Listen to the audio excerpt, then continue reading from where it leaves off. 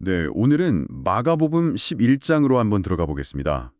예수님이 예루살렘에 딱 도착하시면서 정말 숨가쁜 사건들이 막 펼쳐지는 부분이죠. 네, 정말 긴장감이 넘치는 장입니다. 시작부터가 아주 인상적이에요. 제자 둘을 보내셔서는 아직 아무도 안 타본 낙이 새끼를 끌고 오라고 하시잖아요. 맞아요. 그리고 그걸 타고 예루살렘으로 들어가시는데 와, 사람들이 막 자기 겉옷 벗어서 길에 깔고 나뭇가지 꺾어다 놓고 그러면서 외치는 소리가 호산나, 주의 이름으로 오시는 이여. 네, 오는 우리 조상 다윗의 나라요. 이렇게요. 호산나가 우리를 구하소서 이런 뜻이라고 하던데 이건 뭐 거의 왕의 행차 분위기죠. 그렇죠. 이게 구약 스가랴 예언을 떠올리게 해요. 메시아가 아주 겸손하게 입성하는 모습. 근데 군중들은 확실히 정치적이고 군사적인 그런 해방자, 그런 메시아를 기대하면서 환호하는 분위기죠. 아, 기대치가 좀 달랐을 수 있겠네요. 네, 이 승리의 입성처럼 보이는 장면 뒤에는 사실 예수님이 보여주시려는 하나님 나라가 그 사람들 기대와는 좀 다를 거라는 그런 암시가 깔려 있다고 볼 수 있어요. 그렇군요. 그리고 바로 다음 날 이게 좀 이상하다고 해야 하나? 하여튼 특이한 사건이 있어요. 예수님이 시장하셔서 길 가다가 잎이 무성한 무화과 나무를 보셨는데 열매를 찾으시다가 없으니까 네, 없었죠. 이제부터 영원토록 사람이 내게서 열매를 따먹지 못할 거다.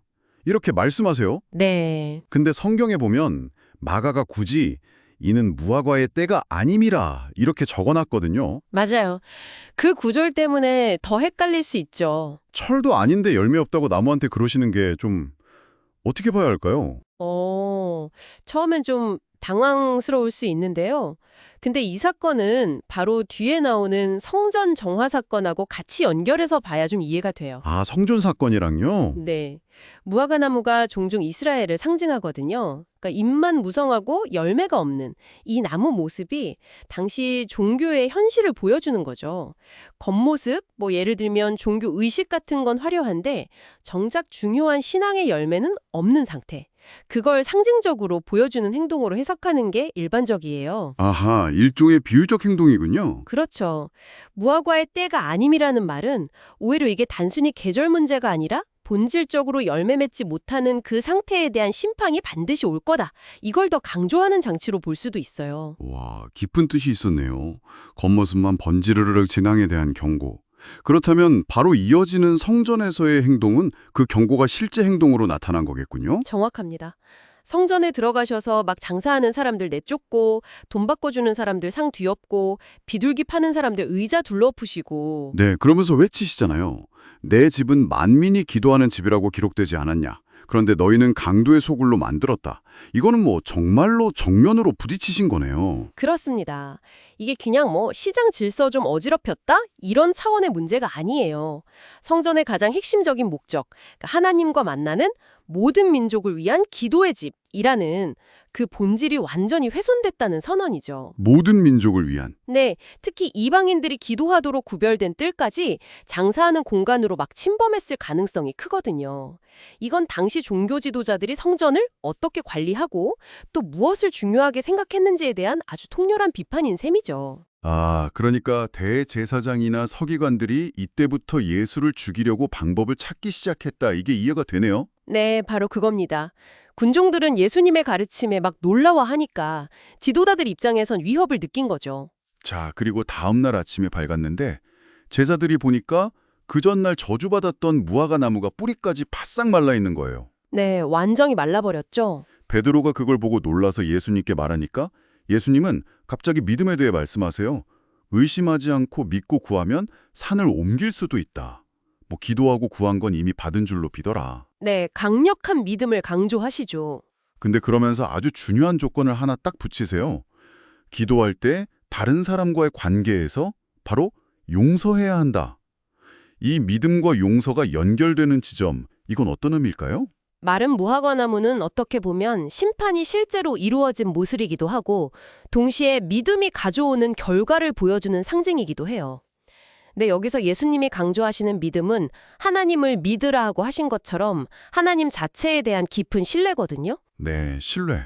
그리고 그 믿음이라는 게 그냥 나 혼자 막 긍정적으로 생각해야지 이게 아니라 다른 사람을 용서하는 그런 건강한 관계 속에서 제대로 힘을 발휘할 수 있다는 거예요.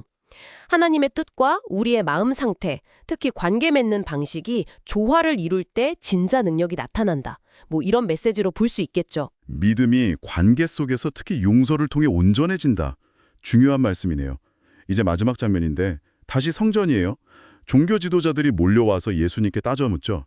당신 무슨 권위로 이런 일들을 하는 거예요? 누가 당신에게 이런 권위를 줬어? 네, 아주 직접적으로 도전하는 거죠. 근데 예수님은 거기에 바로 대답 안 하시고 오히려 질문을 던지시잖아요. 세례 요한의 세례가 그 권위가 하늘로부터 온 거냐 아니면 사람에게서 온 거냐? 맞아요. 역으로 질문하시죠. 왜 하필 세례 요한 이야기를 꺼내줬을까요? 그냥 대답하기 곤란해서 피하신 건 아닌가요? 피했다기보다는 그 질문 자체가 그들의 위선을 아주 날카롭게 드러내는 질문이었어요. 위선이요? 네.